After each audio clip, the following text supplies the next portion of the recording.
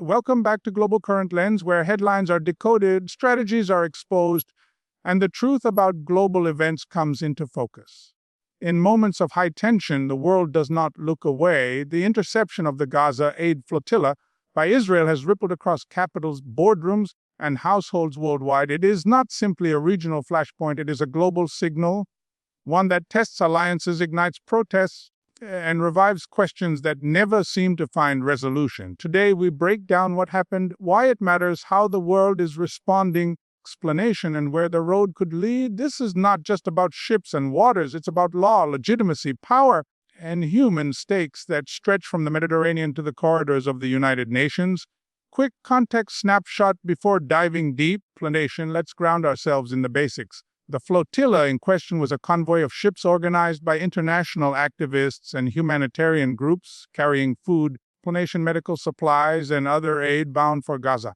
Their declared mission to break what they describe as Israel's blockade of the territory, explanation which has been in place since 2007. Israel, for its part, views the blockade as a necessary security measure to prevent weapons from reaching Hamas, explanation, the governing authority in Gaza, and an organization it considers hostile to Israel. Intercepting the flotilla was an act of defense, not aggression, explanation. But the interception, whether carried out in international waters or near Gaza's maritime boundary, transformed a localized act of enforcement into a global controversy, explanation. Now, diplomats, leaders, activists, and ordinary citizens are locked in a debate over legality, morality, and consequences. The immediate event, the flotilla set sail with international volunteers, journalists, and aid workers aboard, their ships flying various national flags. Explanation, their organizers stated their intentions clearly. They wanted to draw attention to the humanitarian situation in Gaza and challenge the blockade itself. Explanation, as the flotilla advanced, Israel's Navy issued warnings, insisting the ships divert to an Israeli port for inspection before aid could be delivered. Explanation, when the flotilla refused, citing both principle and mission, Israeli forces moved in.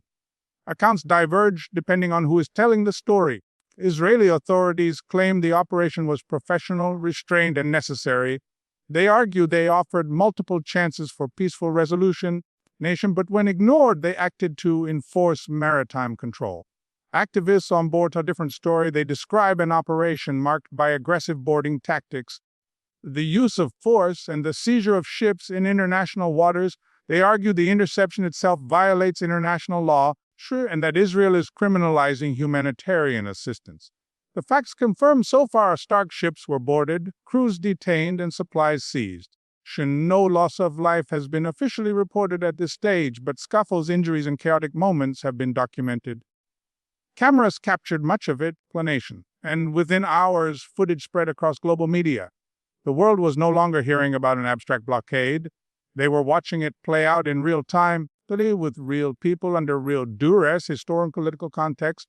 To understand why this event reverberates so loudly, we must look backward. Gaza has been at the heart of the Israeli-Palestinian conflict for decades. Following Israel's withdrawal from Gaza in 2005, Hamas gained control of the territory in 2007 after elections and subsequent armed clashes with its rival faction, Fatah. Since then, Israel and Egypt have maintained a blockade of Gaza, citing security concerns. The stated goal: prevent Hamas from importing weapons and building military capabilities. Yet the blockade has also restricted civilian goods and movement, producing economic collapse and humanitarian distress in the enclave of over 2 million people. Explanation, the blockade itself has been repeatedly challenged in international forums.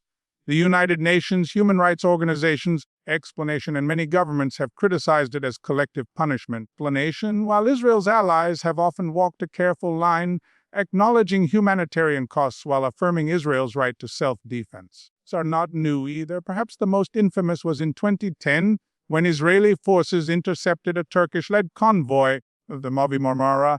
That raid ended with multiple fatalities and triggered a diplomatic crisis between Israel and Turkey, reshaping regional alliances. Explanation, each attempt to break the blockade has carried symbolic weight far beyond the cargo on board.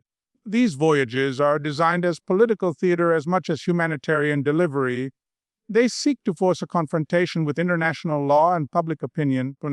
Israel knows this, which is why each interception becomes not just a security action, but a battle for narrative dominance. Explanate. This is why the current interception is not just an isolated event. It sits atop decades of unresolved questions. Who has the right to control Gaza's borders? Explanation. What are the limits of self-defense? And how do we weigh security concerns against the humanitarian needs of civilians? Explanation. Global reactions to the flotilla's interception came fast and loud. Governments, organizations, and movements across the world issued statements. Explanation. Each filtered through their own interests and positions in the conflict.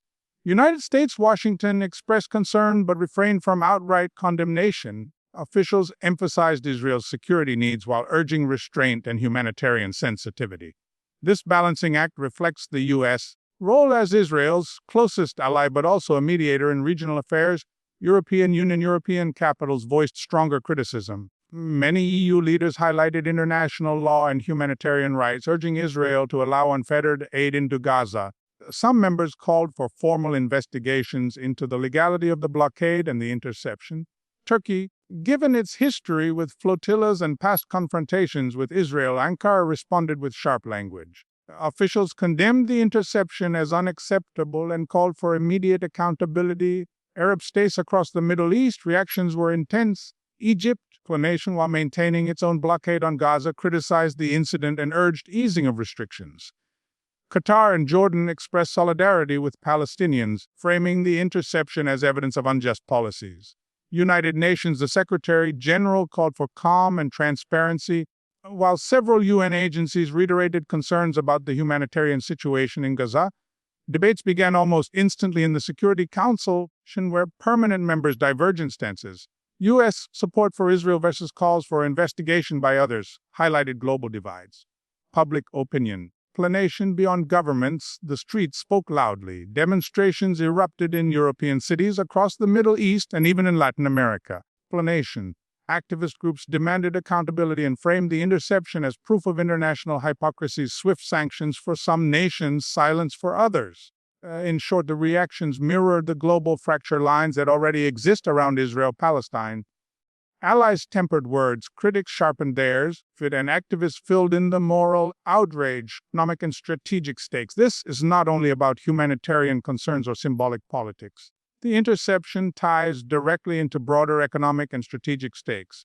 First, the blockade has economic consequences, not just for Gaza, but for Israel and its neighbors. Gaza's isolation fuels instability, which in turn impacts regional trade, investment, and tourism. When flotillas spark international outrage, calls for boycotts or sanctions against Israel resurface, threatening sectors like technology, agriculture, and defense exports. Second, maritime control in the eastern Mediterranean is itself a strategic prize. The region holds critical shipping lanes, energy reserves, spilled waters. By demonstrating control, Israel reinforces both its deterrence and its influence in maritime disputes. Third, global players like the European Union, Russia, and China monitor these events for opportunities. Russia positions itself as a critic of Western double standards. China leverages humanitarian discourse to contrast its own policies in international forums. Meanwhile, Western states worry about losing credibility if they appear to apply rules selectively.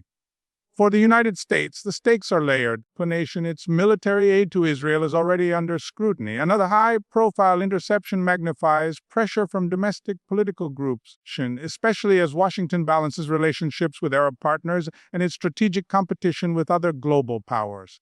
Finally, the humanitarian dimension is economic ripples. Gaza's collapse drives reliance on aid which international donors must fund. Each escalation increases costs, not only in dollars but in diplomatic capital. Thus, the flotilla interception is not a small incident at sea. It is a node in the larger web of economic strategy, influence that connects the Mediterranean to the world. Possible futures. What comes next depends on choices made in the hours and weeks ahead. Three broad scenarios stand out. De-escalation in this path. Israel seeks to minimize fallout by releasing detained activists quickly, allowing seized aid to enter Gaza through monitored channels, and engaging with international mediators. Criticism may remain, but the crisis gradually subsides. This requires restraint from both Israel and activists, as well as constructive diplomacy at the United Nations and in bilateral talks. Limited conflict. In this scenario, the interception becomes a rallying cry for protests and minor clashes across the region. Hamas or other militant groups in Gaza may respond with rocket fire, prompting Israeli airstrikes. Violence could remain contained but recurring, feeding a cycle of tit-for-tat escalation. International diplomacy would struggle to keep pace, leaving the blockade and its critics firmly in place. Escalation, dangerous path involves the flotilla becoming a spark for broader confrontation. If activists are harmed or detained long-term, if protests spiral into violent unrest across neighboring states, or if militant groups escalate attacks, the incident could tip into regional conflict. Pressure on governments to act could draw in outside powers, making this not just a Gaza issue but a Mediterranean crisis. Each of these futures remains plausible. Explanation much depends on political will, restraint, and the ability of international institutions to manage outrage before it hardens into conflict. Tension peak and big question, we stand at a familiar crossroads. Israel has acted in what it claims is defense of its citizens. Activists argue they acted in defense of civilians trapped in Gaza. Governments argue over law and legitimacy. Protesters argue over morality and justice. Remains in place. Gaza remains under strain. The world remains divided. And so the big question emerges. Explanation: is the flotilla's interception just another entry in the long ledger of this conflict? Or could it become the moment that reshapes how the world engages with Gaza, Israel, and the rules of the seas? As we close, remember that global events are not simply about what happened. They are about what follows. Explanation: the interception of the Gaza Flotilla is more than a headline. It is a reminder of how fragile international can be, how quickly tensions can rise, explanation, and how deeply ordinary people are affected by decisions made far above them. This story is still unfolding. The ships have been stopped, explanation, but the waves they created are only beginning to spread. Stay with us at Global Current Lens, where we'll continue to decode these developments and bring you clear, the balanced insight into the conflicts shaping our world.